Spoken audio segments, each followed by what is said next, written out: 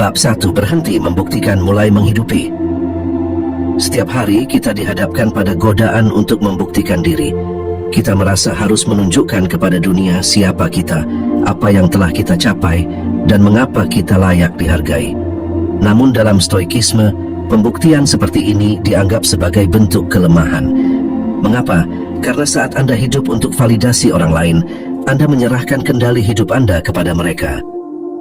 Orang stoik memahami bahwa nilai diri tidak ditentukan oleh apa yang orang lain pikirkan, melainkan oleh bagaimana kita menjalani hidup sesuai prinsip yang benar. Marcus Aurelius, kaisar Romawi yang juga seorang stoik, menulis dalam jurnal pribadinya, "Lakukan hal yang benar, biarkan mereka berkata apapun."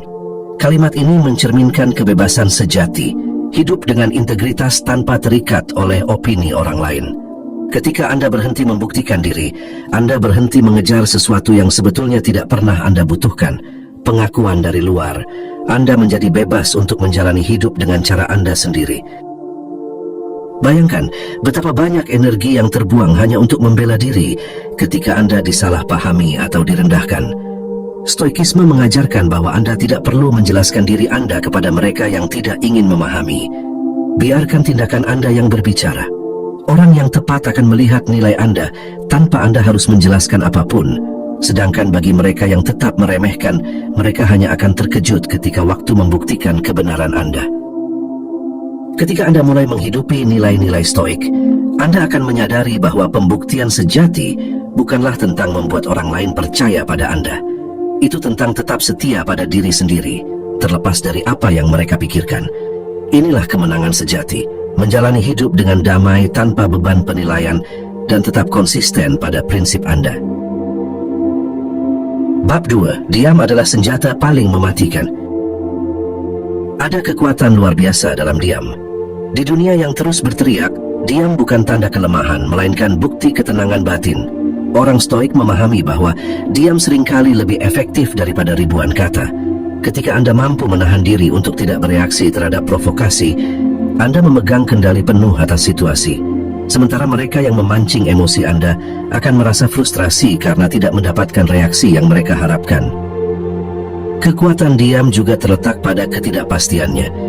Ketika Anda berbicara, orang lain bisa menafsirkan, menilai, atau bahkan memanfaatkan kata-kata Anda. Tapi ketika Anda diam, mereka tidak tahu apa yang Anda pikirkan atau rencanakan. Diam adalah ruang kosong yang membuat orang lain berusaha mengisi dengan asumsi mereka sendiri. Dan seringkali, asumsi ini bekerja untuk keuntungan Anda. Namun diam tidak berarti pasif. Orang stoik tidak hanya diam untuk menghindari konflik. Mereka diam untuk mengamati, merenung, dan merespons dengan bijaksana. Dalam setiap situasi, mereka bertanya pada diri sendiri, apakah kata-kata saya akan membuat situasi ini lebih baik? Jika jawabannya tidak, maka mereka memilih untuk tetap diam, karena mereka tahu tindakan berbicara lebih keras daripada kata-kata, dan ketenangan adalah bentuk komunikasi yang paling kuat. Ketika Anda mulai menerapkan kekuatan diam, Anda akan melihat perubahan besar dalam cara orang memperlakukan Anda. Mereka akan mulai menghormati Anda, bukan karena Anda memaksa, tetapi karena mereka melihat kekuatan dalam ketenangan Anda. Diam bukanlah kelemahan, diam adalah strategi. Dan bagi orang stoik itu adalah senjata yang paling mematikan. Bab 3. Kuasai emosi, kuasai dunia. Emosi adalah kekuatan besar yang, jika tidak terkendali, bisa menjadi musuh terbesar Anda. Orang stoik menyadari bahwa dalam setiap konflik atau kesulitan, lawan terbesar bukanlah situasinya, melainkan reaksi emosional kita sendiri. Ketika Anda marah, takut, atau cemburu, Anda memberikan kendali atas diri Anda kepada emosi tersebut. Stoikisme mengajarkan bahwa kekuatan sejati terletak pada kemampuan untuk tetap tenang, bahkan di tengah badai. Dalam filosofi stoik, ada konsep yang disebut dichotomy of control, yaitu membedakan antara hal-hal yang bisa Anda kendalikan dan yang tidak. Emosi adalah salah satu hal yang sepenuhnya berada di bawah kendali Anda. Sebagai contoh, ketika seseorang menghina Anda, penghinaan itu bukanlah masalah besar. Reaksi Anda terhadap penghinaanlah yang menentukan dampaknya. Jika Anda merespons dengan marah, Anda kalah. Namun, jika Anda tetap tenang, Anda menunjukkan bahwa penghinaan mereka tidak berdaya. Menguasai emosi membutuhkan latihan. Marcus Aurelius menulis, Anda memiliki kekuatan atas pikiran Anda, bukan kejadian di luar. Sadari hal ini, dan Anda akan menemukan kekuatan.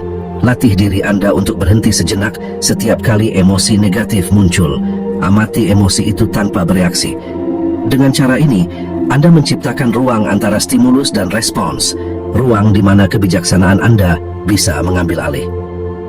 Ketika Anda mampu mengendalikan emosi, dunia luar tidak lagi memiliki kuasa atas Anda. Anda menjadi seperti pohon besar yang kokoh di tengah badai, tidak tergoyahkan, tidak terpecah. Orang-orang di sekitar Anda akan mulai melihat Anda sebagai pribadi yang tangguh, bukan karena Anda tidak pernah merasa emosi, tetapi karena Anda mampu mengendalikannya dengan sempurna. Bab 4. Menginspirasi dengan tindakan bukan kata-kata. Di era media sosial, banyak orang berbicara tentang kebijaksanaan dan keberanian, tetapi sedikit yang benar-benar menghidupinya. Stoikisme mengajarkan bahwa tindakan jauh lebih kuat daripada kata-kata. Anda tidak perlu mengumumkan prinsip hidup Anda. Cukup jalani prinsip itu dengan konsisten, dan orang-orang akan melihatnya. Marcus Aurelius adalah contoh sempurna. Meskipun ia adalah seorang kaisar, ia memimpin dengan kerendahan hati dan keputusan bijaksana, bukan dengan pidato panjang atau tuntutan hormat. Ketika Anda hidup sesuai dengan nilai-nilai Anda menginspirasi orang lain tanpa perlu memaksa mereka untuk mendengarkan. Orang akan mulai memperhatikan integritas Anda dalam keputusan kecil maupun besar. Misalnya, memilih untuk tetap tenang dalam situasi konflik adalah cara Anda menunjukkan bahwa ketenangan lebih berharga daripada kemenangan sementara. Pilihan ini akan meninggalkan kesan mendalam bagi mereka yang menyaksikan. Tindakan yang konsisten juga menciptakan reputasi. Orang Stoik percaya bahwa penghormatan sejati datang dari bagaimana Anda menjalani hidup Anda, bukan dari apa yang Anda katakan. Anda tidak perlu mengumumkan kebijaksanaan Anda. Biarkan orang lain menyadarinya melalui cara Anda berinteraksi, cara Anda menghadapi kesulitan, dan cara Anda memperlakukan orang lain. Seperti cahaya lilin di kegelapan, tindakan Anda akan memimpin tanpa perlu memerintah. Inspirasi sejati bukanlah tentang membuat orang kagum, tetapi tentang memberi mereka contoh bagaimana menjalani hidup dengan benar. Ketika Anda fokus pada tindakan daripada kata-kata, Anda tidak hanya mengubah diri sendiri, tetapi juga membantu orang lain menemukan jalan mereka. Ini adalah kekuatan Stoik yang sebenarnya, menginspirasi tanpa berusaha, memimpin tanpa memaksa, dan memberi contoh tanpa kata-kata. Bab 5. Melepaskan untuk menemukan kedamaian. Orang Stoik percaya bahwa banyak penderitaan kita berasal dari keinginan untuk mengontrol hal-hal yang berada di luar jangkauan kita. Ketika kita mencoba memaksa dunia untuk berjalan sesuai kehendak kita, kita hanya akan berakhir frustrasi. Melepaskan adalah inti dari Stoikisme, bukan sebagai bentuk menyerah, tetapi sebagai cara untuk meraih kedamaian. Ketika Anda melepaskan, Anda tidak lagi menjadi korban dari keadaan. Anda menjadi penguasa atas reaksi Anda terhadapnya. Epictetus, salah satu filsuf Stoik, berkata, "Jangan berharap hal-hal terjadi sesuai keinginanmu, tetapi terimalah bahwa mereka terjadi sebagaimana adanya, dan kamu akan damai." Melepaskan bukan berarti Anda berhenti peduli, tetapi Anda berhenti bergantung pada hasil tertentu untuk merasa puas.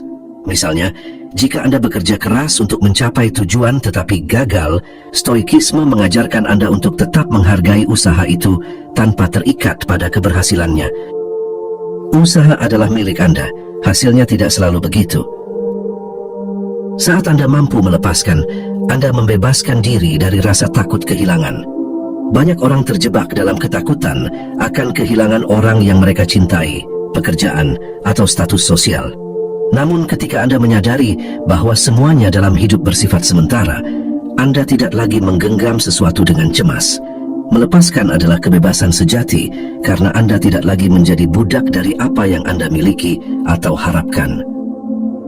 Dalam praktik sehari-hari, Anda bisa memulai dengan bertanya pada diri sendiri, apakah ini sesuatu yang bisa saya kendalikan? Jika jawabannya tidak, lepaskan. Jika jawabannya ya, lakukan yang terbaik tanpa terikat pada hasil. Dengan cara ini, Anda akan menemukan kedamaian yang mendalam. terlepas dari apa yang terjadi di sekitar Anda. Orang-orang di sekitar Anda akan melihat ketenangan Anda dan belajar bahwa kekuatan sejati tidak datang dari memiliki segalanya, tetapi dari tidak terikat pada apapun.